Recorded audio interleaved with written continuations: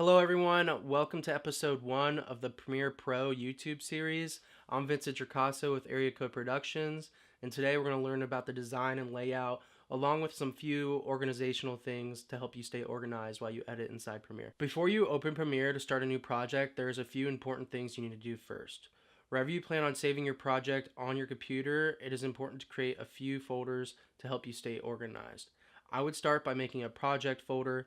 For me, since I'm making a series, this would be Premiere Pro YouTube series, and then I would make a second folder inside that for episode 1. Next, you'll need to make a folder for all of your media. For example, I shoot on the Blackmagic cinema camera, and I record on the Tascam DR05 while also doing some screen capture. I usually like to make a folder for music and sound effects and an autosave file too. Now that your files are organized in your designated location, open up Premiere Pro. Click New Project, name your file, and browse through Finder to your project folder or autosave folder and select. Next, you want to make sure you know where your project will autosave to. To do this, click on the tab Scratch Disk. Go down till you see Autosave and browse to where you want your project to save to. I know a lot of people that like to save their project to a different file. However, I save all mine to that autosave folder inside my project folder. If you want to change where your project is autosaved to once you open the program, just click File, and at the bottom you'll see Project Settings, and then you'll see the 3 original tabs. Click Scratch Disk, click Autosave, browse to your new location. Next, if you want to change how often your project autosaves, you'll have to click the Premiere Pro tab, go to Preferences, click Autosave, and then change the time at your discretion. I typically do 10 to 15 minutes. I'm going to briefly show you some of the workspaces. In the Learning Workspace, Adobe offers free hands-on tutorials within the program. They give you clips to play with, but I haven't messed around with it too much. While in the Assembly Workspace, this is usually where I like to start importing media and organizing files. Double-click, Command-I, drag and drop to the project window, or File Import to bring in your media. If you already created folders for your camera and audio, it will make those folders into bins. You can view your media in condensed lists, or you can view them as a thumbnail pictures. To create a bin, click the folder icon on the bottom, or Command / or File New Bin. I usually like to add a sequence bin, title and credits bin, and adjustment layer bin. You have your bins organized, your files uploaded. Open up the editing workspace, and here you can find all the same things and more in the bottom left hand corner. To the right of this, you can find your sequence or timeline. To start a new sequence or timeline, you can drag and drop your clip from your library, and it will automatically make a new sequence that will match your clip settings.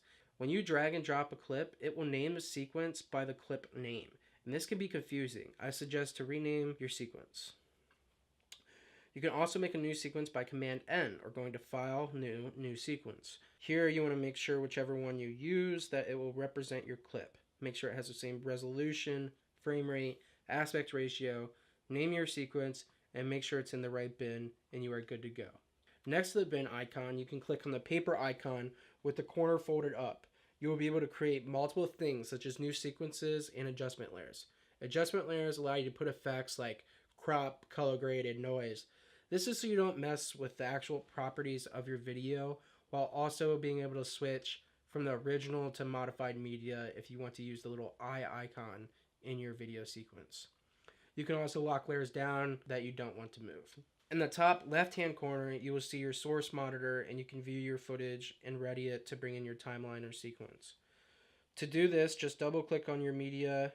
Whether the clip is in your library or timeline, you can trim the media and bring both video and audio in if you grab the actual clip. You can grab just the footage if you click and drag the film icon, or just bring in the audio if you drag and drop the audio icon. In the source monitor, you can scroll over to the tab that says Effects Control. This is where you can manipulate your media to best suit your needs. Changing the position, left, right, up and down, changing the scale, zooming out and in, digital pans, tilts, and rotations. You can also change opacity of the image and do advanced time remapping. In the top right-hand corner, you will see the program monitor. This will show what you have in your actual timeline or sequence. It is the whole project from start to finish. The plus sign in the bottom right-hand corner allows you to add, delete, and move your button layout around. If you want to view your project full screen, you have to double click on the topmost part of the program monitor until that little square pops up next to your mouse. So here's just a few things with the design and layout within Premiere Pro that I hope help you and make the program less intimidating. In our next video, we're going to go over video editing more in depth and video manipulation. Let me know what you guys think. Subscribe maybe, I don't know. And keep in touch, yeah? That was I was pounding you. Well, it was a rock pound.